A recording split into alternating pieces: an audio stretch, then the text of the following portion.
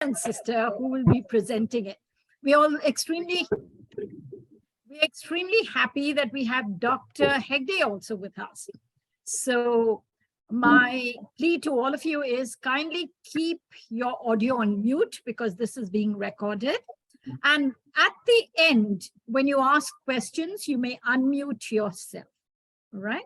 So we begin right now, and I request Mr. Ramesh to kindly introduce our esteemed speakers. Over to you, Ramesh.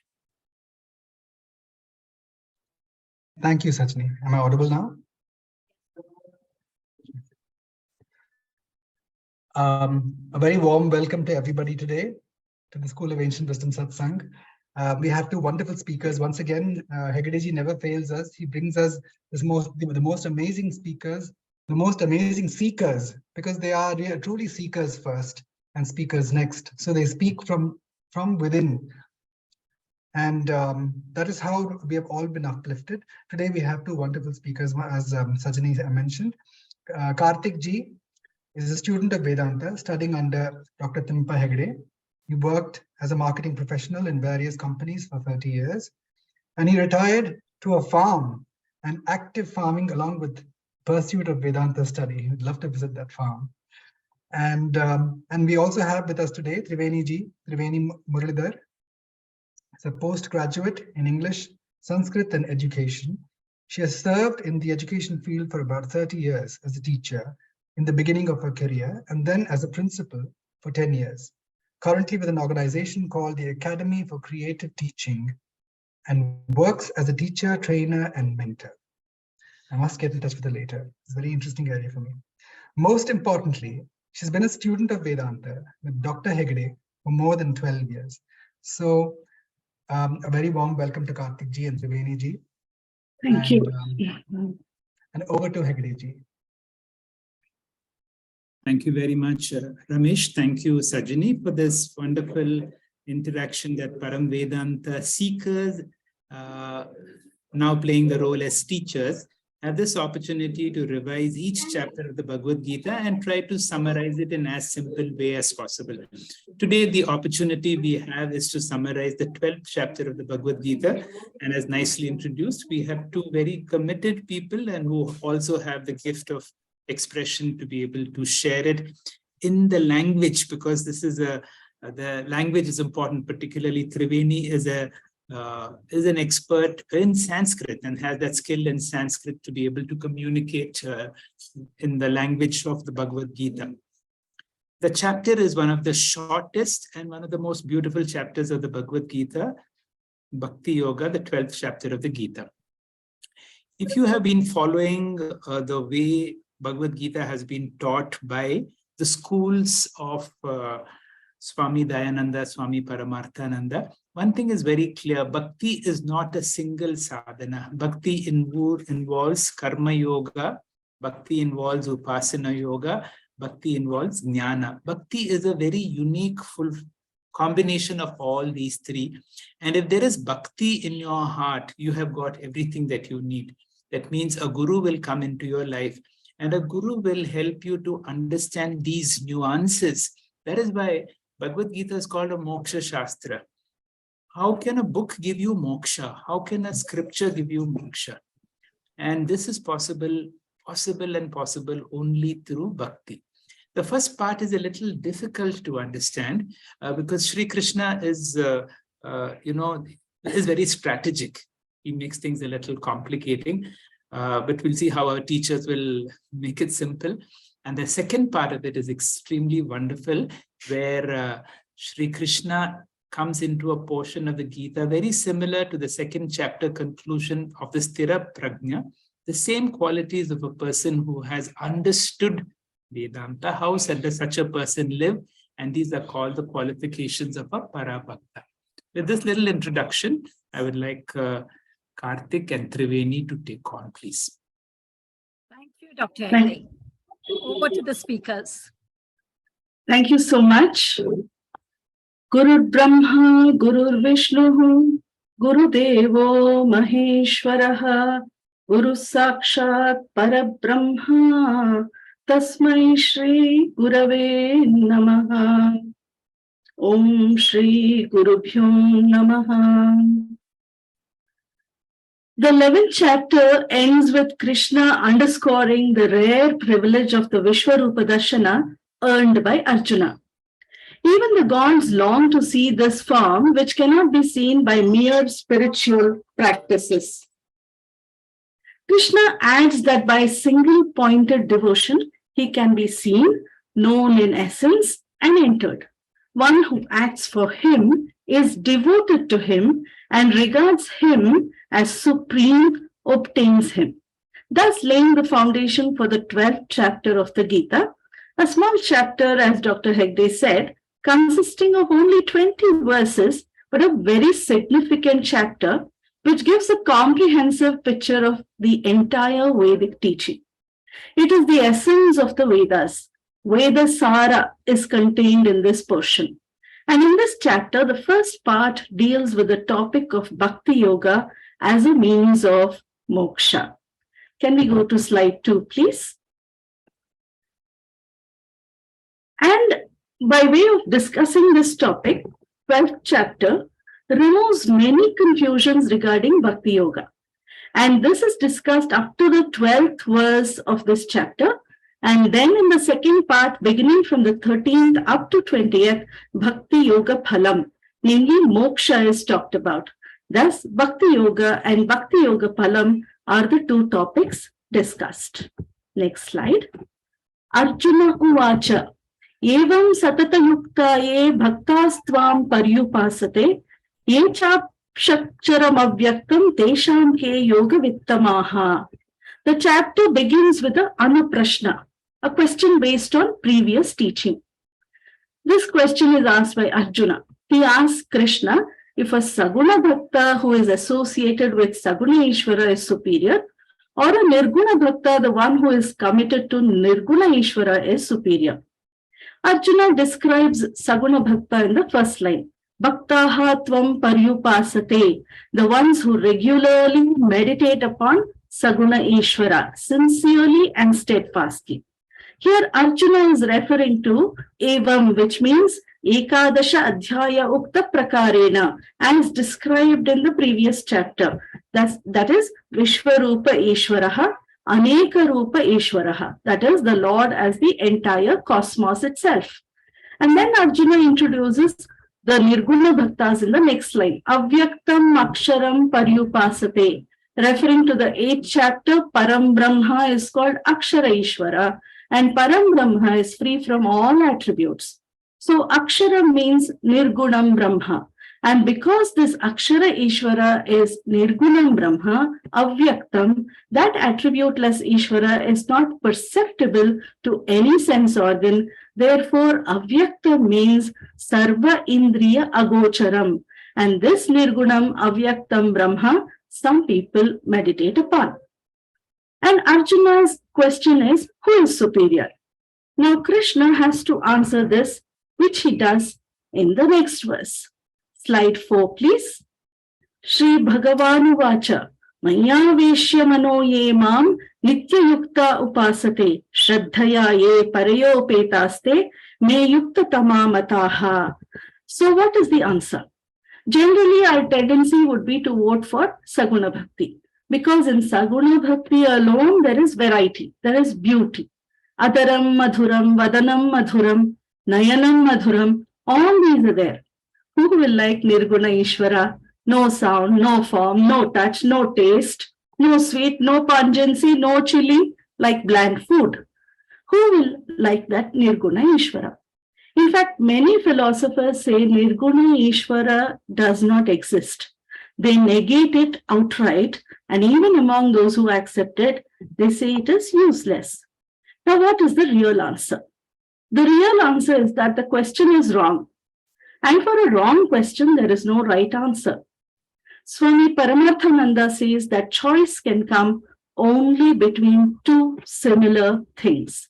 Therefore, remember, comparison is only among similars. And Saguna Bhakti and Nirguna Bhakti can never be compared, because one is the means and the other is the end. Saguna Bhakti is the sadhanam, the means, the stepping stone And only through Saguna Bhakti one has to reach Nirguna Bhakti, which is Advaitam. Therefore, you do not have a choice between them. Next slide, please. So everyone has to go through Saguna Bhakti and everyone has to end in the discovery of Nirguna Bhakti, which is Abheda Advaita Gnanam. Everyone has to go through Saguna Bhakti, come to Nirguna Bhakti, which is the culmination of the sadhana.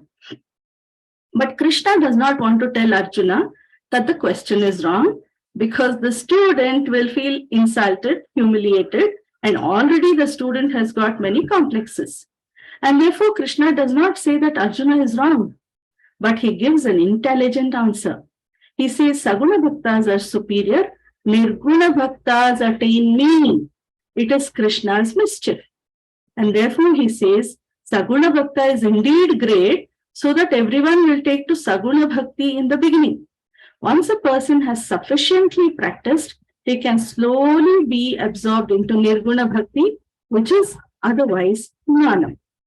Next slide.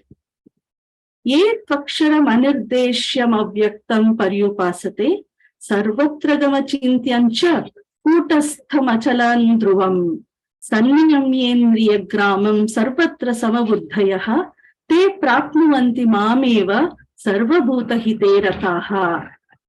Therefore, in the following 3 verses, Krishna is introducing Gnana Yoga Sadhana, which is the practice of Nirguna Ishvara Dhyanam. Nirguna Ishvara Dhyanam is an integral part of Gnana Yoga Sadhana, also called Nididhyasanam, which is meditating upon the Lord's highest nature. Yetu aksharam paryupasate.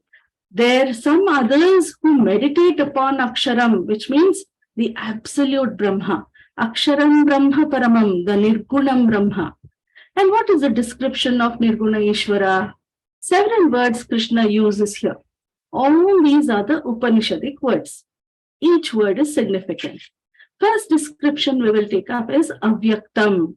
Ishvara in his highest form or highest nature is Avyaktaha, means Sarva Indriya Agocharaha, not perceptible to any sense organ. We have 5 sense organs, objectifying 5-fold attributes, Shabda, Sparsha, Rupa, Rasa, and Gandha.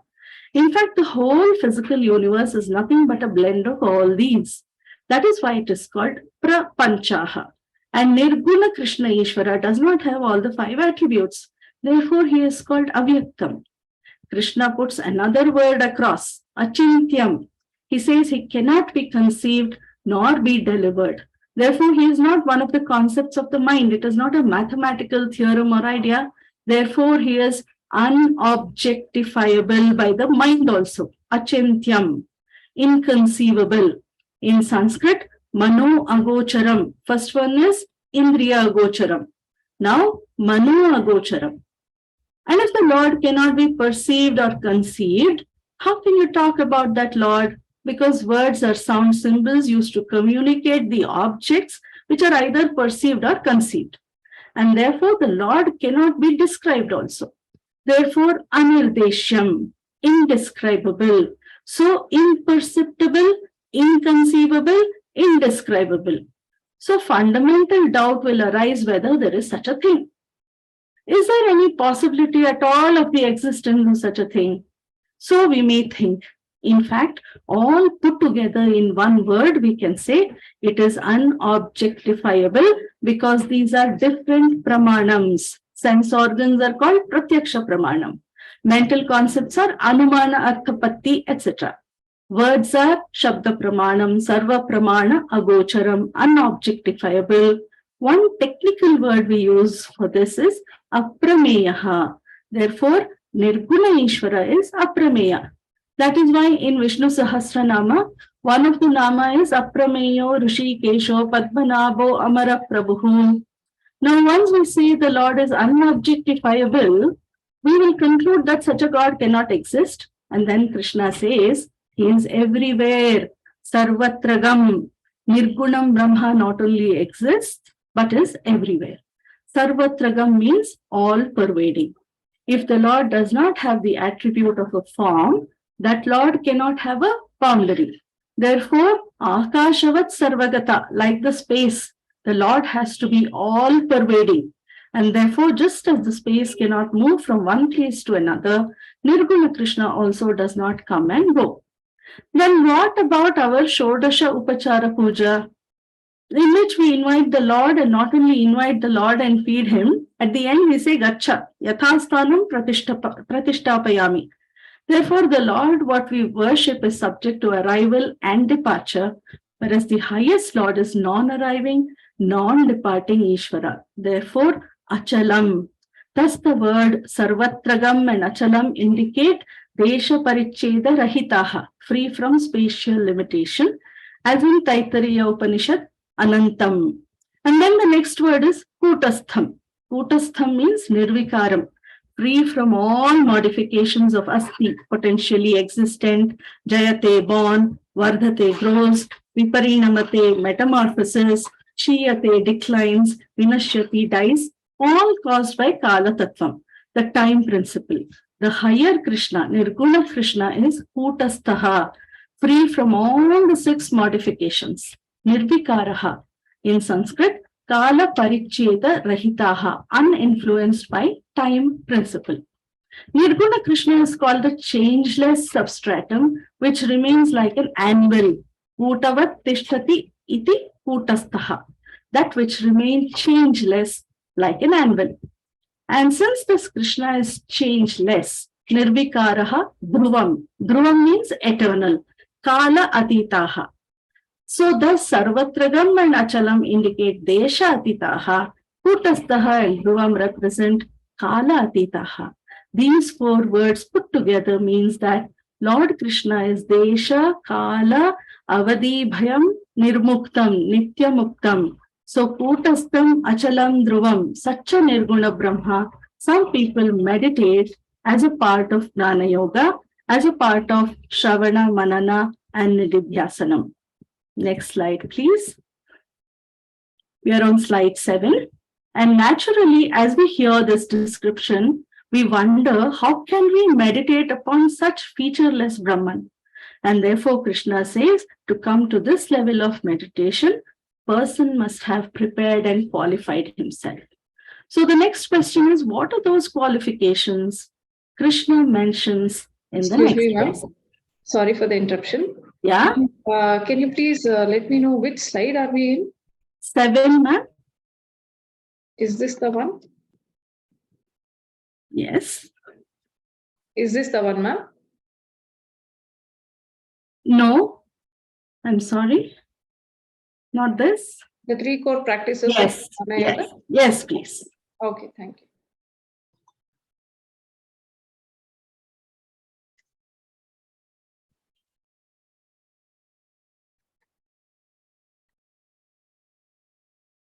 Yeah. Yeah. The preparatory qualifications for this Nirguna Ishvara Dhyanam are presented in the Upanishads very clearly. And normally they are enumerated as the 4-fold qualifications.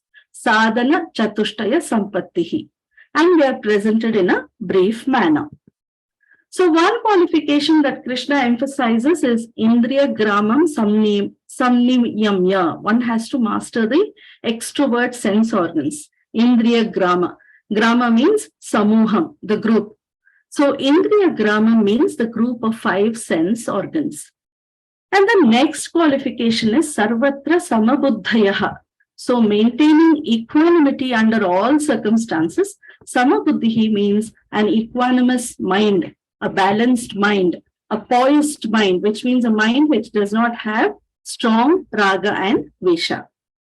Then the third qualification mentioned here is Sarva Bhuta Hite Rataha, being committed to the well-being of all the creatures, all the living beings, universal love, interest in the well-being of the entire universe, a mind which can feel the difficulties of others and being interested in their well-being. Thus, in the qualification for Jnana Yoga or Nirguna Ishvara Dhyanam, which is supposed to be the highest level of bhakti, and those people who have these qualifications are said to have Jnana Yogyata. So those people who have Jnana Yogyata or Dhyana Yogyata practice Nirguna Ishvara Dhyanam. What is the benefit of such a meditation? Te mam eva prapnuvanti. Such people will attain me alone. Such meditators, Nirguna Ishvara Dhyana Kartaraha, they attain me alone. That means they attain moksha, mam eva. That eva you have thrice. Te eva mam prapnuvanti. They alone will attain moksha. Then te eva mam prapnuvanti. They alone attain moksha, no other inferior result. And te prapnuvanti eva. They will necessarily attain moksha. So you compare with the first answer and second answer. First he said Saguna meditators are superior. And here he says Nirguna meditators will attain me. From this, what is clear? Everyone requires both. Now we are on verse 5. Kleshodhikatarastesham avyakta sakta chetasam avyakta hi gatir dukkam dehavat bhiravapyate. In this verse, Krishna openly admits. Swati, the previous slide, slide 5. Previous. Verse 5. Verse 5, sorry. Yeah. Kleshodhikatarastesham avyakta sakta chetasam. 5, verse 5. And Krishna openly admits in this verse that Nirguna Dhyanam is extremely difficult, which indirectly means Gnana Yoga is extremely difficult because Nirguna Dhyanam is part of Gnana Yoga only. Gnana Yoga consists of 3 disciplines, Shravanam, Mananam and Nididhyasanam. And Nididhyasanam is called Nirguna Dhyanam. And therefore Krishna says, Klesha adhikataraha, difficulties abound, obstacles are innumerable. Avyakta sakta chetasam, for those who are committed to the formless God, for those who are committed to Nirguna Ishvara Dhyanam, difficulties are very intense. They are almost insurmountable, and Kathopanishad even uses the word Shurasya dhara nishita duratyaya durgam patasthat kavayo vadanti, because avyakta gatihi hi dukkham. So Nirguna Dhyanam is extremely difficult to practice. But for whom? Dehavadbihi, for the ordinary people, normal people, for the majority. And what is a common obstacle for all the people, for the majority? Krishna says the common obstacle is Deha Abhimanaha. The biggest and commonest obstacle to Vedanta is strong attachment to one's own physical body, which makes the mind gross. And therefore, one is obsessed with the body and its protection, obsessed with the procurement for food, clothing, and shelter, and therefore all the time worried about physical security. And such a mind cannot think of anything beyond the physical body. And through the physical body, one will be attached to the people around. Directly proportional to the physical attachment is attachment to various relations, because every relation is through the body. And therefore, Krishna says, stronger the bodily attachment, more difficult is Gnana Yoga. Now the question is, if Gnana Yoga is extremely difficult, what is one supposed to do? Vedas clearly say that Gnanam will lead a person to moksha. Other than Gnanam, alternative margas are not there. Because if ignorance is the problem, knowledge is the only solution. If darkness is the problem, bringing light is the only solution. Avirodhitaya karmana vidyam vinivartayet vidyam avidyam nihantyeva tejasti nirasanghavat. Shankaracharya tells very clearly in his Atma Bodha that darkness can go only by light. Ignorance can go only by knowledge. Samsara is because of ignorance. Therefore, moksha can be only through knowledge.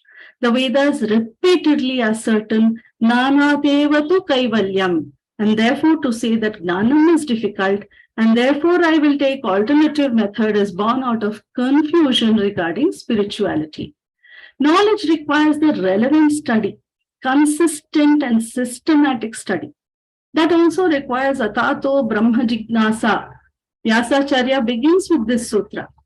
Jignasa means systematic study of the relevant literature. And this systematic study is called Gnana Yoga. Therefore, Gnana Yoga alone gives Gnanam, and Gnanam alone removes ignorance, and removal of ignorance alone gives moksha. This foundation we should very carefully have. This is the traditional teaching. The very fact that Krishna himself did not adopt indicates there are no alternative methods. If Gnana Yoga is difficult, make Gnana Yoga easy. So what is the next question? How to make Gnana Yoga easy? Very simple. You prepare yourselves for Gnana Yoga. You qualify yourselves for Gnana Yoga by getting Gnana Yogyata Prapti. Lord himself says Gnana Yoga is the easiest in the second shloka of the 9th chapter, provided you have prepared yourselves. In fact, this is not with regard to Gnana Yoga only. Anything is difficult only if you are not prepared, and anything is easy if you have prepared and practiced. Then what is the next question? How to prepare for Gnana Yoga? And that preparation alone Lord Krishna himself presents in the following shloka. Next slide, please. Verse 6. Ye tu sarvani karmani mai sanyasya matparaha ananye naiva yogena mam dhyayanta upasate. So in verses number 6, 7, and 8, Lord Krishna is coming one step lower from the 5th step to the 4th step. And what is that? If Nirguna Ishvara Gnanam is difficult for you, come down to Saguna Ishvara Upasana.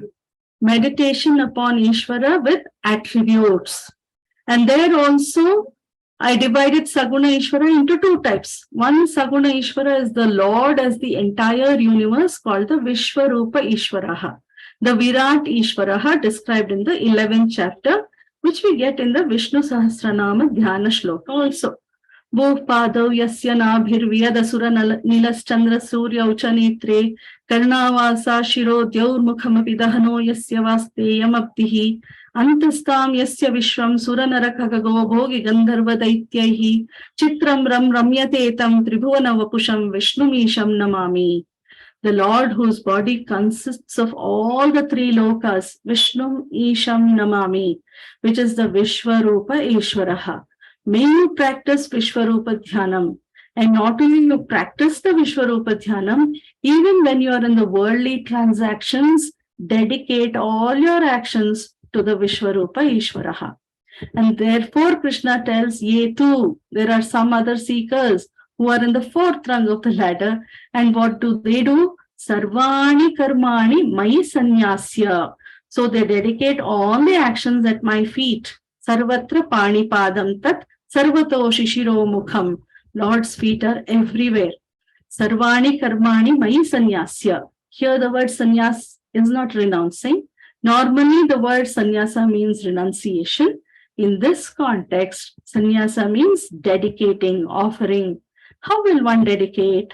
Karmanye vadhikaraste ma phaleshu kadachana. One mentally thinks that the action is going to the Lord, and Lord is giving the karma phalam, and whatever be the consequence, one will accept without murmuring, without grumbling, without cursing, without hesitating. It will be received. This inner receptivity is called dedication. This inner receptivity with regard to the consequences of any action done. And that is called here as Ishvaraha Arpana Bhavana. So, Mai Sanyasya. And then Matparaha. All the time committed to the goal of Nirguna Ishvara Gnanam, which is the ultimate reality. And Ananyena Yeva Yogena. And taking to a spiritual life in which one never gets distracted from the goal. Ananya Yoga has unswerving commitment to the spiritual path, never forgetting that you are in the midst of a bigger journey, and that is called Ananya Yoga. And with that, Mam Dhyayanta Upasate. So they worship me through this meditation. So Vishwarupa Dhyanena Te Mam Pujayante. And that is what all our prayers convey. Yat yat karma karomi tat tat takhilam shambhota varadhanam. Kayena vacha manasendriyarva buddhyatmana va prakruter swabhavat karomi yat yat sakalam parasmai narayana yeti samarpayami. And these are inbuilt in our culture. But the problem is, we learn these shlokas mechanically without knowing their meanings. Next slide, please. We are on verse 7. Teshamaham samudharta mrityu samsara sagarat bhavani nachirat partha mayaveshita chetasam. So Krishna says, hey Arjuna, these Vishwarupa Upasakas are special to me because their main goal is discovering my true nature, and since they're committed to my pursuit, I will give them special attention. Mayi aveshita chetasam. So they look upon me not as means for materialistic ends, they look upon me as an end in itself. Ishware natu sadhana buddhihi, parantu Ishware sadhya buddhihi. Two types of devotion. In Sakama Bhakti, God is means, materialistic things are the end. In Nishkama Bhakti, God is the means, God is the end also. And those people were called in the 7th chapter as Jignasu Bhaktaha, Ananya Bhaktaha, and they are called here Mayi Aveshtita Chetasam. And what will I do to them? Teshamaham samudharta. I will rescue them. I will save them. I will be their savior from mrityu samsara sagarat, from the ocean of samsara, which has the problem of mortality. And from that I will rescue them. When Bhagavan says I will rescue them, what Bhagavan means is, if no guru is available, I myself will become the guru, as I have become guru to you, Arjuna. And therefore, nachirad, hi partha aham samudharta bhavami. Therefore, forget Gnana Yoga for the time being. Commit yourselves to Vishwarupa Upasana. So that Krishna summarizes in the next verse. Slide 13, please. Difference between Sakama Bhakti and Nishkama Bhakti. See the points under Nishkama Bhakti. Not interested in anything other than God. And the points below, Hanuman, Aryan, Yashoda, Meera, all representing different ways of Nishkama Bhakti. Next slide. Verse 8. Mayyeva mana adhastva mayi buddhim niveshaya nivasishyasi mayyeva ata urdhvam na samshayaha.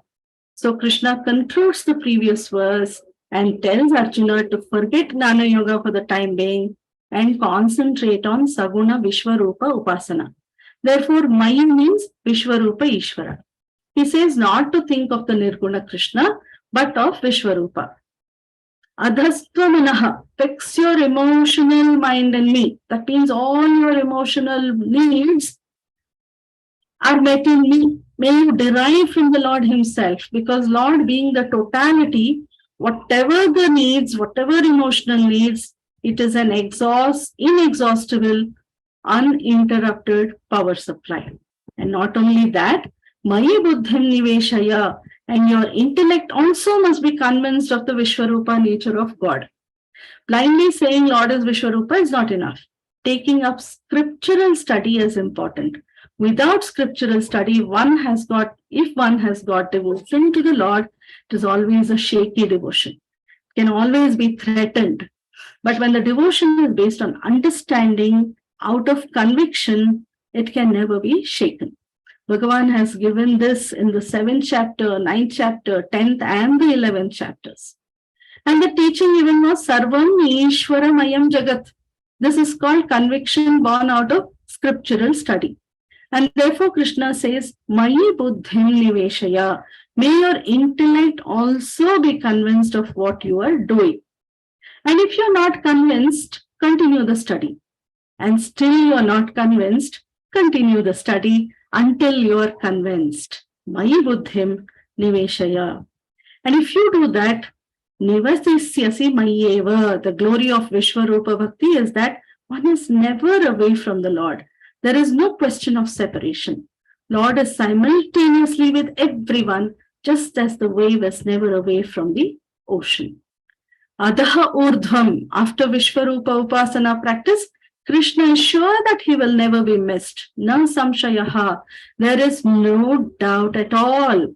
But suppose Vishwarupa Upasana is also difficult, because it requires a mind to accommodate the whole universe as Ishvara, which means that one should never have raga or dvesha. One should be willing to accept every part of creation as divine. Therefore, Vishwarupa Upasana itself may be difficult. Then what to do? Krishna says, no worry. You come to the third rung of the ladder. Verse 9. Atha chittam samadhatum na shaknoshi mai sthiram abhyasa yogena tato mam ichhaptum dhananjaya. Atha, on the other hand, if you find yourselves unfit for the fourth rung of the ladder also, that means mayi chittam samadhatum na shaknosi. Mayi means in me, the Vishwarupa Ishvara, chittam samadhatum, upasanam kartum, to practice the meditation, sthiram, steadily, consistently, unswervingly, no shaknosi.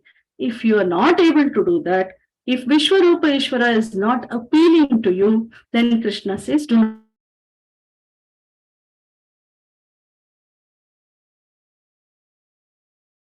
taking the totality, come to any particular personal form of God, which is called Ishtadevata Upasana. And we have got so many personal forms of the Lord, which is unique to Hinduism. Ishtadevata Bhakti is developed only through the Purana Shravana. Because in the Puranam, the personal God comes alive. And the personal gods are involved in varieties of activities. They call it Ishvara Leela. And as you dwell upon the activities, even a fictitious character becomes more and more real. This is psychology. Develop Ishta Devata Bhakti and practice Ishta Devata Upasanam, which is Eka Rupa Saguna Ishvara, and Krishna calls it Abhyasa Yoga.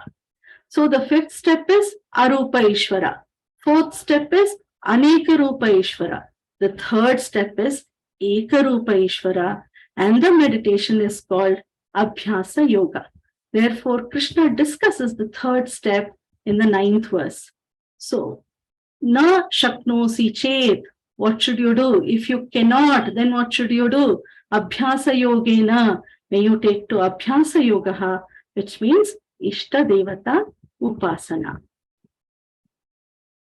Next slide, please.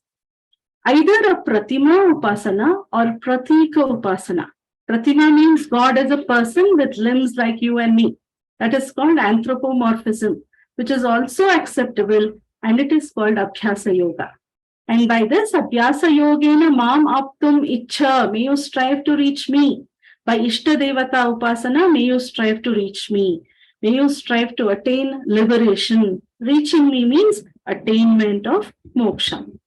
Can a person attain liberation through Ishta Devata Upasana?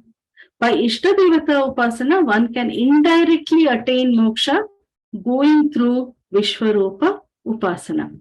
Ishta Devata Upasana will gradually help him to gradually lift the devotee and bring him to Vishwarupa Ishvara, to Nirguna Upasana, which is possible only when a person is ready to withdraw the mind away from the external world, make it antarmukham, turn inwards, and within one's heart, one should be able to visualize his or her Ishta Devata. And if Arjuna, you feel you are so extrovert, then you need not sit in meditation. It is not compulsory. I will come down to the second step, in which I will ask you to be highly active. From Upasana, I will ask you to come down to Karma, a life of activity, a life of dynamism. Verse 10. Abhyase api samarthosi mat karma paramo bhava madartham api karmani kurvan siddhim avapsyasi. If you are incapable of Abhyasa Yoga also, be devoted to my works. Even by doing works for my sake, you will attain liberation. So says Krishna. Hey Arjuna, Abhyase api asamartaha. If you are unfit for Abhyasa Yoga also, Abhyasa Yoga means Ishta Devata Upasana, Eka Rupa Upasana. What do? Mat Karma Paramaha Bhava. May you be committed to a life of activity. And the activities also are divided into two in our Shastra. One is Nishkama Karmani or Paropakara Karmani, activities dedicated to the services of the society, taking the very society as Ishvara. Take to Panchamaha Yagna, and through these fivefold yagnas, dedicate your life to contribute to the society. Paropakaraya phalanti vrikshaha, paropakaraya duhanti gavaha, paropakaraya vahanti nadyaha, paropakaraya idam shariram. So we find in the nature, everyone gives more and takes less. Any living being, if you take a balance sheet at the end of the life, you find they have given more and taken less. May you also be like a vriksha, tree. May your life be one of contribution. And when you contribute to the society, if you do not have a proper attitude, it may lead to arrogance. And therefore, when you contribute to the society, look upon the society as Ishvara. So be selflessly active, desirelessly active. This is the second step. Therefore, Krishna says, Mat karma paramaha bhava. Mat karma means Ishvararpana karma, Nishkama karma, Chitta Shuddhi Pradana karma.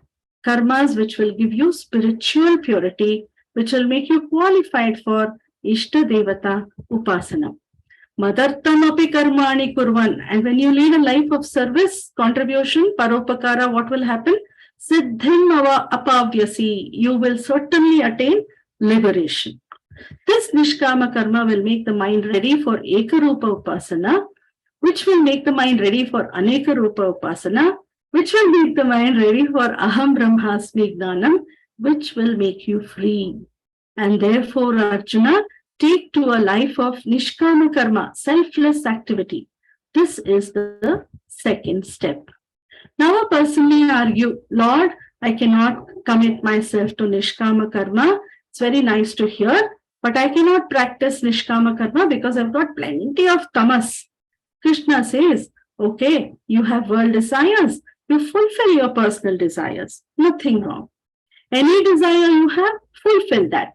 Because when the unfulfilled desires are within, and I try to come to Vedanta, only that will hover around in my mind. And such a person, Krishna calls Mityacharasya Uchyate.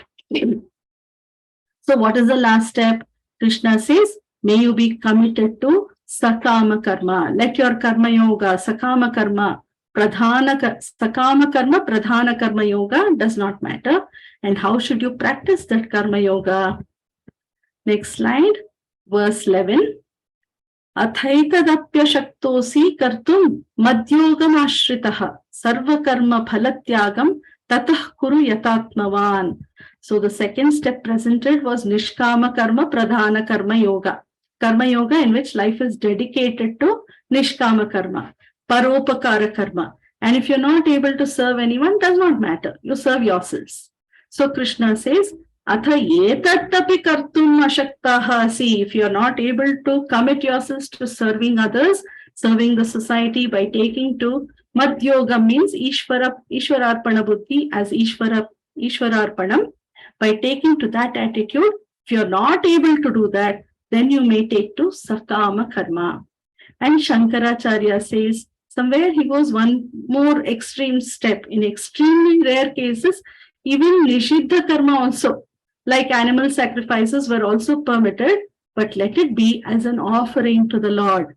Nishiddha Karmani api as an exceptional case, Shankaracharya adds, but it is better to give them up. When you're doing Sakama Karma, what is your attitude? You dedicate that Sakama Karma also as Ishwararpanam. And when the phalam comes, you can certainly take the phalam to yourselves. But Krishna gives a warning.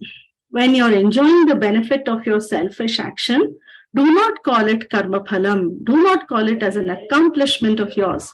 You take it as Ishvara Prasada. Change the name even. Even if a child is born, there are many children who have got the name Krishna Prasad, Rama Prasad, Devi Prasad, or mere Prasad. Children are also called Prasad because we look upon our children as gift from the Lord. Slide 20, please. And once you take everything as Ishvara Prasada, Even the selfish action will have the capacity to purify the mind. So your personal desire is fulfilled. At the same time, that kamya karma gets the capacity to purify your mind. So this lifestyle is called Sakama Karma Pradhana Karma Yogaha. Slide 21, verse 12. Shreyo hi gnanabhyasa gnana dhyanam vishishyate dhyanat karma phala tyaga rasa tyagat achintanantaram. So in this verse 12, Lord Krishna talks about 4 types of sadhanas. And having talked about 4 types of sadhanas, Lord Krishna grades them from lowest to the highest. 4 levels of sadhana. Abhyasaha, Jnanam, Dhyanam, and Karma Phala Tyagaha. Abhyasaha means meditation upon God, Ishvara Chintanam. What type of meditation? A meditation which is not backed by knowledge is a mechanical meditation without understanding what God is. Then the second thing is Gnanam. Gnanam is by the thorough study of scriptures.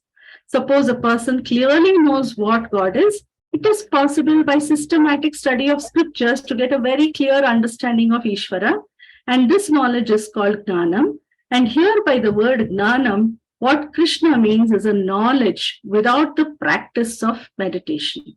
And therefore, what is the second thing? Knowledge without meditation. What is the first thing? Meditation without knowledge. So knowledge-less meditation is abhyasa, and meditation-less knowledge is gnanam.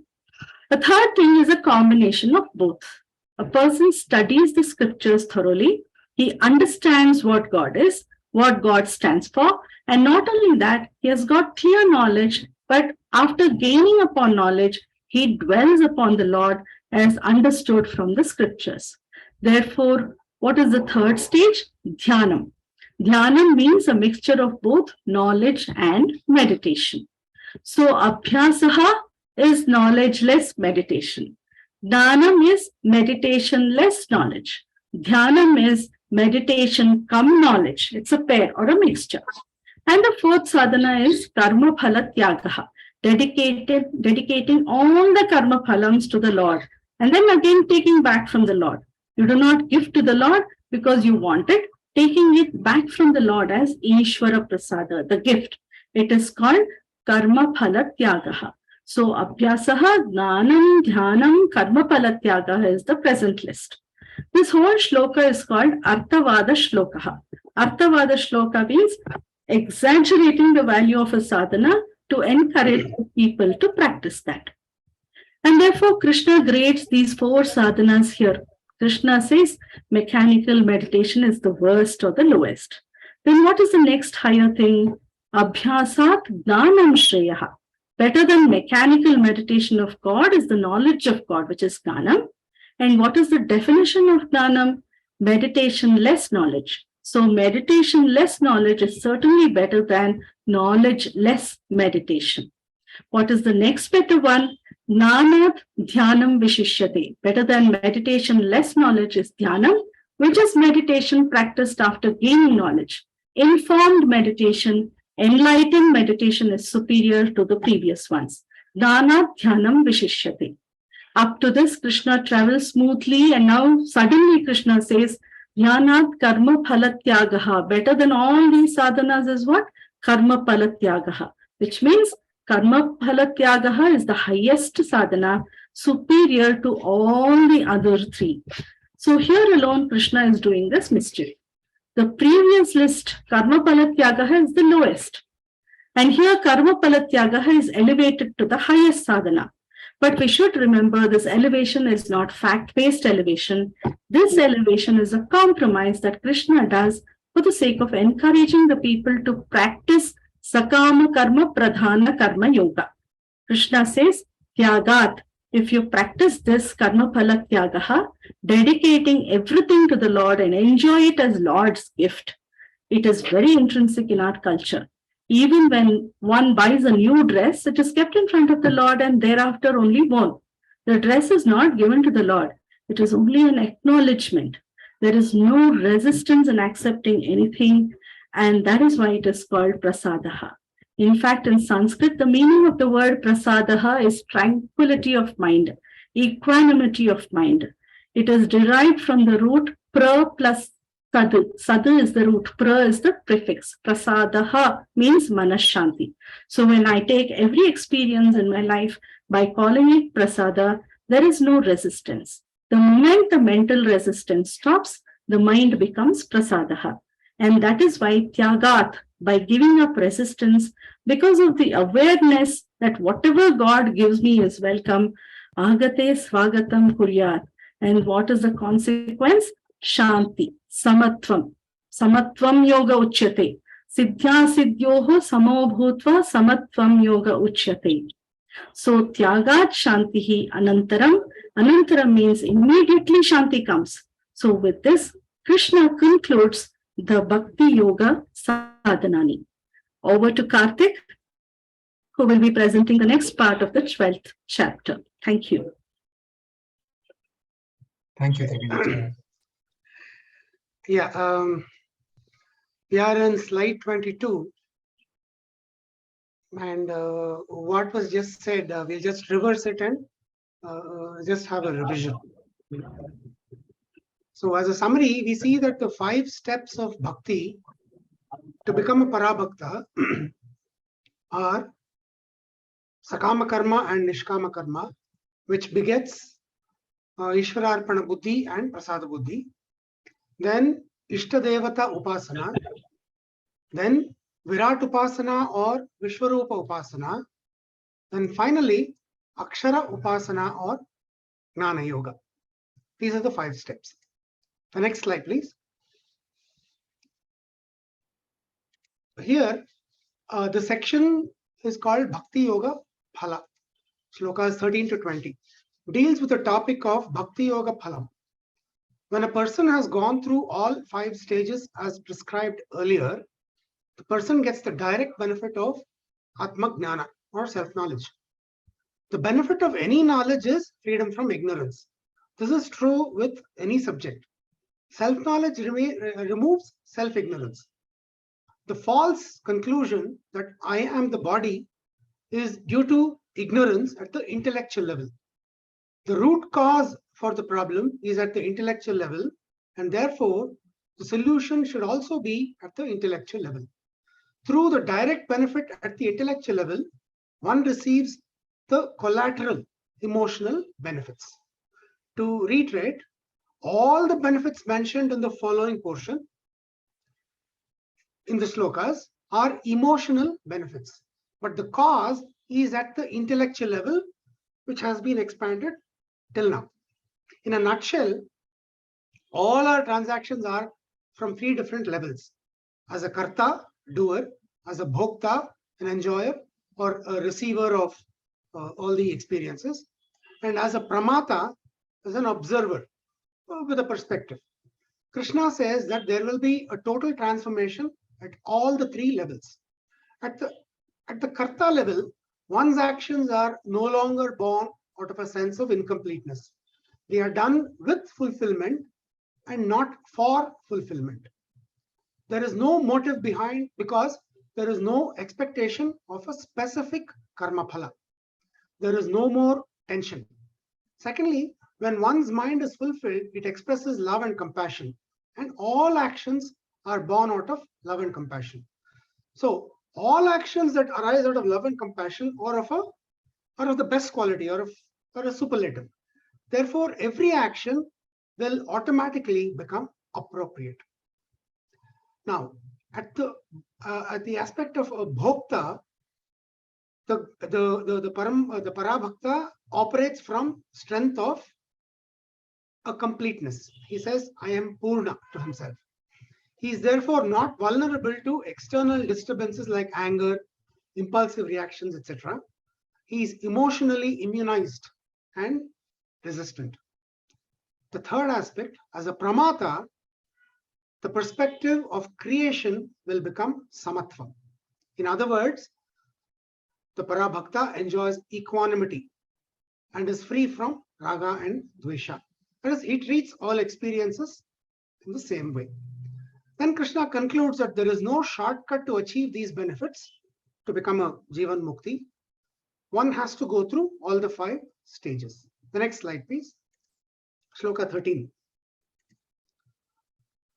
Now, this is the list starts from here. The list, the adjectives which define a Parabhakta. The first one is Adveshta Sarvabhutana. He or she does not hate any being in the world. Freedom from hatred is the first and most powerful trait. Longer the list of the hated, the further away one is from moksha. There are 3 aspects to this again. Shastras say there is no justifiable hatred. Everyone is intrinsically pure and divine. Every Jivatma is essentially none other than the Shuddha Paramatma. The second aspect, one should not hate a person, but one can one hate the actions of that person? Shastra says no, an emphatic no. Even the wrong action of the person does not deserve hatred. By hating the behavior, one cannot change that behavior. Hatred damages the mind that harbors it. One is already victimized by the other person's objectionable actions, and by hating him or her and his actions, one increases the damage to oneself. The third aspect is, Shastras say that every person deserves to be loved. If there is misbehavior, it requires an appropriate corrective action. The correct response is to follow the sequential approach of Samadana, Bheda, and Danda. Even the punishment, Danda, must be given with love alone, with the intention of improving the other person and not for retaliation or pure criticism. According to Shastras, even punishment is possible with love. The best example is that of a mother who punishes a child to teach the right thing. The next adjective is Maitraha. A Gnani or a Parabhakta is a friend of everyone. Next, Karunaha. He is compassionate and empathetic with a sensitive mind. He readily helps when others are in distress. The compassionate person is one who has a sensitive mind, capable of placing himself in the other person's position. He is empathetic, naturally. Others' pain becomes his. When one has pain, he cannot wait to find the remedy. When one feels others' pain, he goes to help him spontaneously, instantly. The next adjective is Nirmamaha, the one without the feeling of ownership to anything, that is, without mamakara. There are 2 methods again to give up ownership. One is religious and the other is Vedantic. The religious method is relatively simpler, and it involves thinking that everything one possesses is a gift from Ishvara. We can physically use everything, being mentally aware all the time that everything is for our use only and not for ownership. The second method is a Vedantic method. When one comes to know that his true identity is Atma or Brahman, he knows that he is free from relations and associations and therefore Asanga. Next, the next adjective is Nirhankaraha. When one has ownership and identification with the external world, be it things, situations, people, it is Mamakara. But when one claims ownership and identifies with his own or her own body, mind, sense complex, it is called Ahankara. To give up Ahankara, one must practice to think that even this body or the mind even as a gift from the Lord. Samadhukka Sukha, the one who has equanimity of mind. With Gnana as the mental shock absorber, he has the ability to handle discomfort. Here again, there are 2 methods to achieve this. The religious method is understanding that everything in the creation is given by the Lord, and therefore everything in the creation has a specific purpose. With this conviction, one treats Sukha and Dukkha as integral parts of the world. Understanding this, one gets mental poise. Now, the Vedantic method of treating everything as the same is telling oneself repeatedly that I am Satyam and everything else is Mithya. So automatically, the Sukha and Dukkha are both Mithya. The last adjective in this shloka is Kshami. the one who has forbearance. That is, we have read about this earlier, Kshama or Titiksha. The Parabhakta is patient and understanding and therefore avoids verbal or physical violent methods to accomplish something. Violence begets violence. The one who postpones violence is called a Kshami. The next slide, please.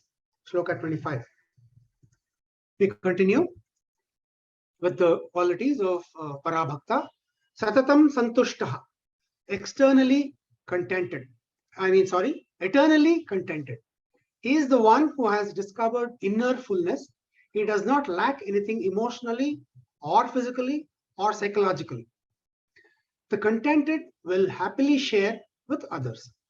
Therefore, the entire life of a Gnani is dedicated to contribution to the welfare of others. Yogi. This Parabhakta is a great yogi. Here, yoga means gnana, self-knowledge. Yoga is derived from the word yuj, which means unite. Now, what is being united?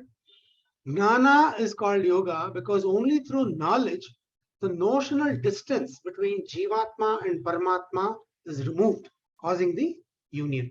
That is why yoga. Then Yatatma. Atma in this context means a body, mind, sense, organs complex. Yataha means regulated or mastered or controlled. Yatatma is one who has kept his body and mind and senses very well regulated.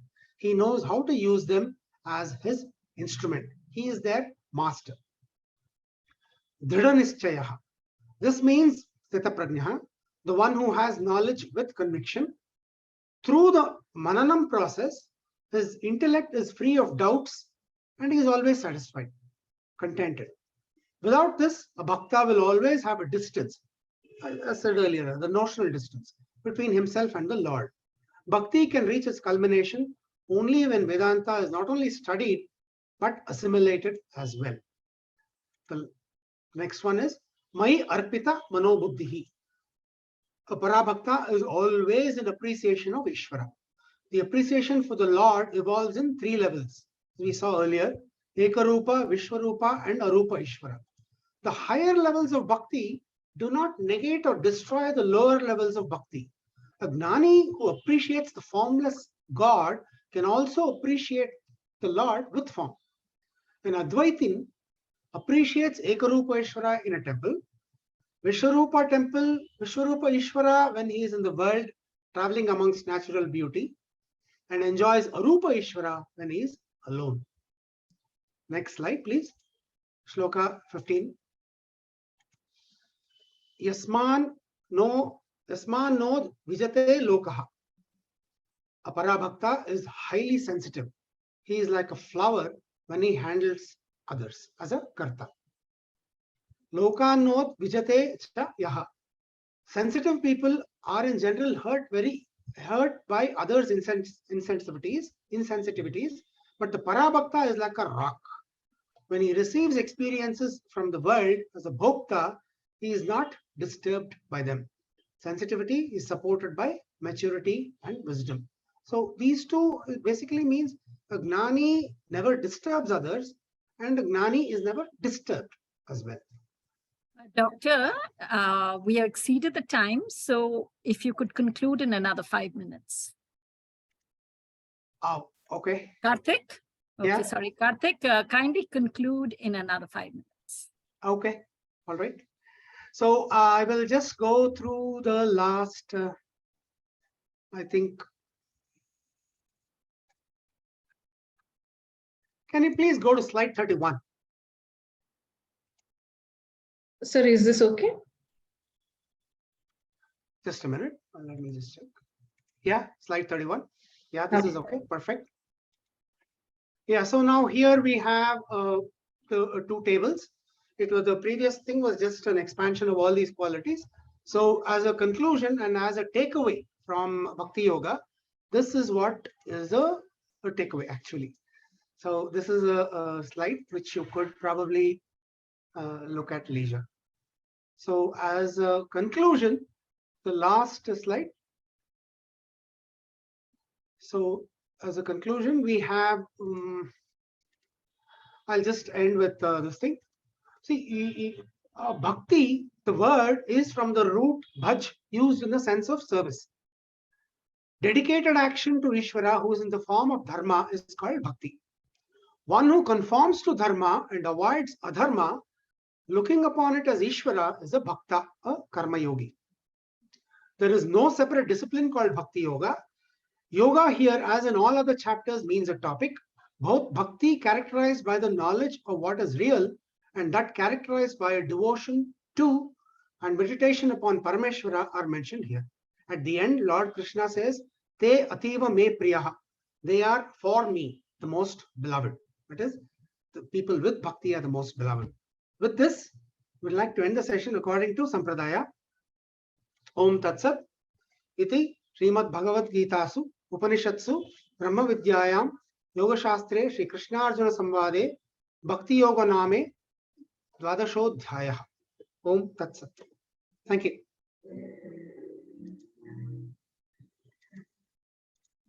Thank you. Thank you, Karthik.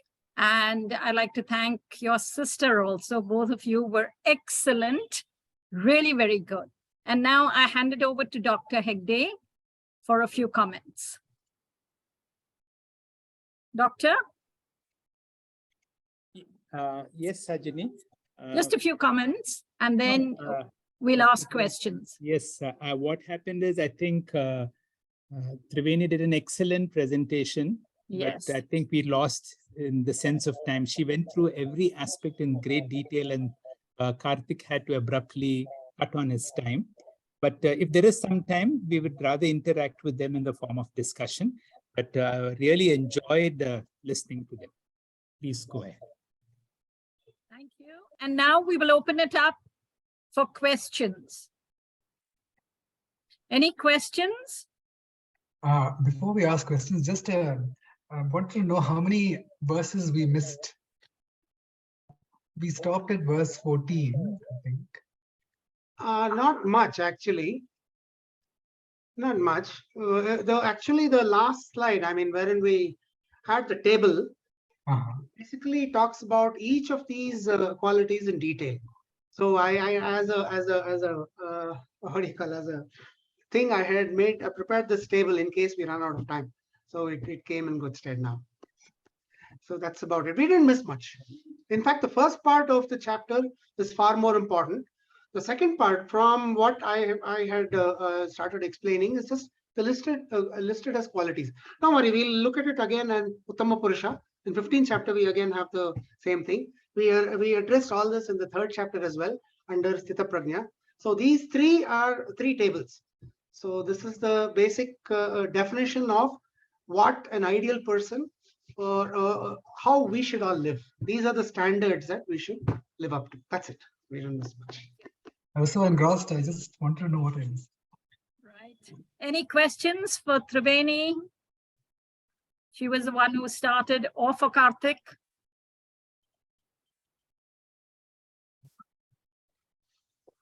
We've got this time for questions.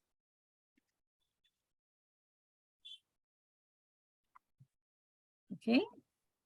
I have a question, Sajani. If Go ahead, Ramesh. First of all, when Hegdeji was talking about communication and the grasp of the language, and I just remembered today I was watching our Jaishankar, our Indian diplomat. He was talking about how actually, if you look within our own system, Krishna is the best diplomat of them all. So I was thinking of how the presentation was going on and how his words are best being presented. And now I have a question. I have to go down these slides, isn't it? I have jotted it down somewhere. Sorry. Maybe if others have questions, they can ask. Does anyone else have a question? Kindly unmute yourself and ask the question.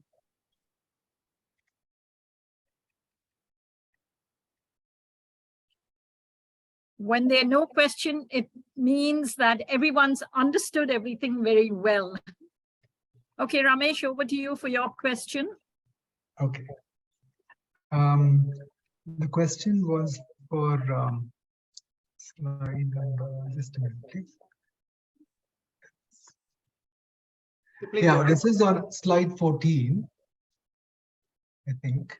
When Karthik ji was mentioning that sensitivity, support, and maturity, because I consider myself an extremely sensitive person, even emotionally. As a child, I remember being treated. I had a childhood that was a little bit like Krishna Katha, where everybody. I was living with the grandparents. Everybody was treating me very nicely. I was the teacher's pet, and also all the students in the class used to like me a lot. So the slightest, not even words, even the slightest of change in the tone would be enough for me to break out into out of embarrassing. I would sweat with an embarrassment. I was that sensitive. But as I've grown, I've realized the depth in those words that as one becomes more equipoised, sensitivity is supported by maturity. Could you throw some light on that, Karthik ji? Sorry, so this is not there in slide 14. So but basically you're talking about being sensitive, or you're talking about how sensitivity is supported by maturity in people who have grown. Could you throw some more light on that, please? No, yeah. See, sensitivity, in other words, can as one spends time with Shastra, as we start from Tattva Bodha onwards and be in Upanishads for quite some time. The mind, I mean, we start at the body level and progress to the mind, and from at the mental level, of course, we have this kosha definition. You must be what do you call it? The highest is Anandamaya, then Vijnanamaya, then Manomaya, Buddhimaya, then Annamaya. So from Annamaya, the grossest, then we proceed on towards the Vijnanamaya kosha. We have this all within our control. So here, parallelly, what is happening? I mean, we see what is happening at the body level, gross level, but the mind is becoming subtler and subtler and subtler. So the sensitivity in the normal context, in the normal definition, which means, like you said while you referred, that you take offense very easily. That is not the definition here. We don't take offense very easily, but the mind becomes subtle and subtle and sensitive to even the smallest of things that are there with the objective of learning. Inward. Is it like psychic sensitivity? I don't know what is psychic sensitivity, but I would say subtly. The mind becomes very subtle and subtle to pick up even the smallest, kind of things vibration, and equate it to God. Equate it to God. Oh, there is nature. There is this. So the gross form of, let us say, I am. We see basically we see our body. We see our mind. So from what is seen and heard and perceived becomes like, yes, these are all instruments and the means to attain something better, to attain something which is unseen. Just like we had this discussion about nirguna and all that. So the reality is actually not seen, not even expressible. So to see that, we continue with the making the mind subtle and subtle and subtle and so sensitive. So is that the kind of perception that one gets that is beyond the five senses? The subtle perception of subtle energies?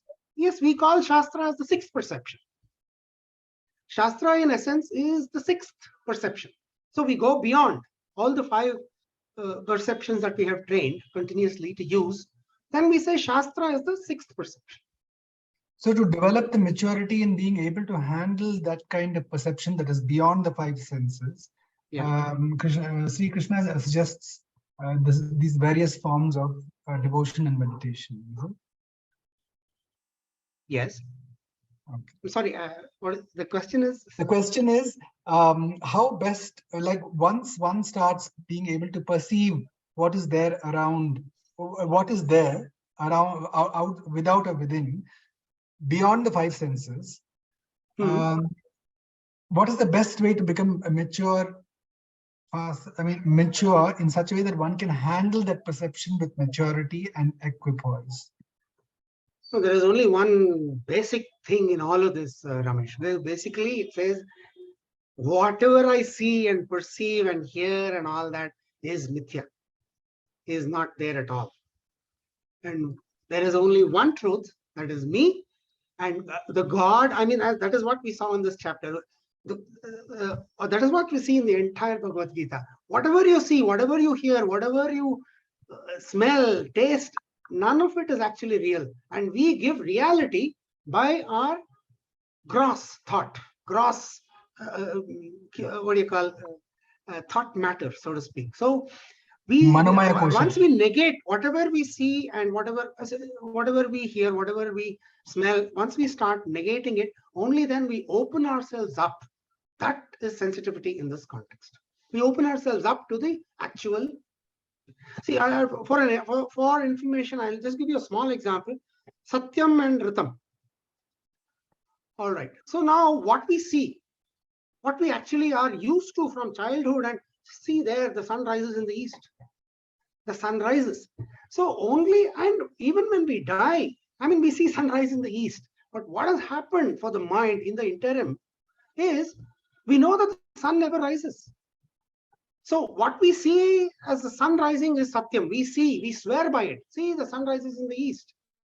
Sun sets in the west. But actually, once we know, the mind becomes subtle / sensitive, we know the sun never rises. That is Ritam. Satyam and Ritam. So that is the growth path. So Ritam is the underlying order behind everything, is it? Universal order. Right. Thank you, Ji. Thank you so much. Right. Thank you. Are there any other questions, please?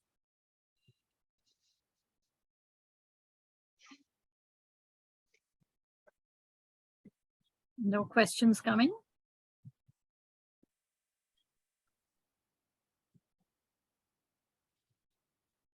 I have another question. Can I ask? Yeah. Now we are talking about the various stages of growth towards self-realization, where initially you start with just mechanically, reading the verses or chant, or maybe even chanting. But bhakti is, of course, I mean, one can consider it a very emotional thing initially, but how best can one combine bhakti with meditation?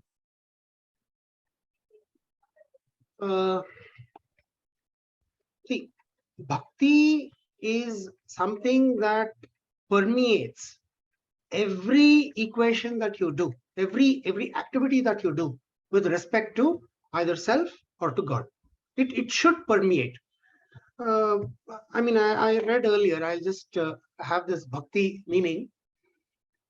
See, it is from the root bhaj, used in the sense of service. Dedicated action to Ishvara, who is in the form of dharma, is bhakti. And therefore, one who conforms to dharma and avoids adharma, looking upon it as Ishvara, is a bhakta or a karma yogi. Repeat, please. Dedicated action to Ishvara in the form of? In the form of dharma. Dharma. Yeah, dharma. Okay. We read it earlier. I mean, see, I mean, we have this we read it earlier under, I think, this third chapter. Samatvam yoga muchyate. There was this one word, karma kaushalam. Karma kushalam. I think so. All the activities within the realm of dharma. Dharma is important. Dharma is important. When we talk about Ishvara, dharma is almost synonymous. So, dedicated action to Ishvara, who is in the form of dharma. We worship all whatever he has created is called bhakti. So we conform to dharma and avoid adharma, and looking upon this conforming and non-conforming as Ishvara, that itself is I become a bhakta and a karma yogi. There is no discipline, separate discipline called bhakti, but it should permeate every aspect of an action, a karma yogi's action, and an upasana yogi's thought process to actually result in jnana. That is what they say.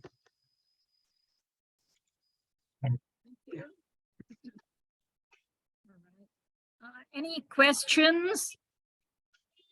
This time is mainly for questions. Are there any questions? We have two speakers, so you can address your questions to either. Triveni is there also. No. Okay, if you don't have any questions, then I request Ramesh to kindly propose a vote of thanks, followed by the Loka Samasta. Thank you everyone for being with us, and our speakers were excellent. Thank you so much. And it's over to you now for the vote of Sajani, thanks. can I make a comment?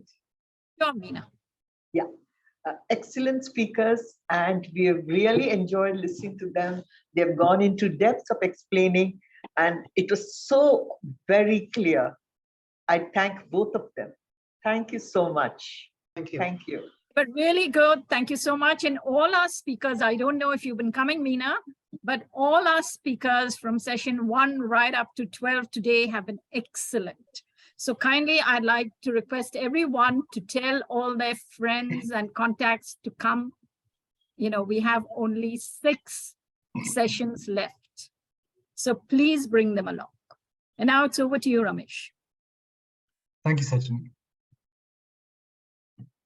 Well, Triveni ji and Karthik ji, it was wonderful to have our seeking siblings speaking to us today. It was again, I think it is a repeat of that familial experience that we had last week too. It was really people who are true seekers and who are so approachable and who presented it with so much of warmth and devotion that we have been touched and uplifted. In fact, I'd love to inquire more. Maybe I'll ask Hegde ji, because I'd love to know how this has translated to farming, because that is a very a topic that I'm very interested in also. So I would love to contact Karthik ji for that, and Triveni ji for education, because I believe now, as per predictions, a modern version of maybe hybrid education, along with the wisdom of Sanatana Dharma, is now going to be in the forefront of world education, to be the next paradigm shift. So I'd love to hear more from her also in the future. But thank you so much for bringing your wisdom, for bringing that passion and that compassion to us through this chapter 12 today. Thank you so much. God bless you all. Thank you, everyone. It was a pleasure doing this. Loka Samasta, please. So on that note, let's go on to the Aloka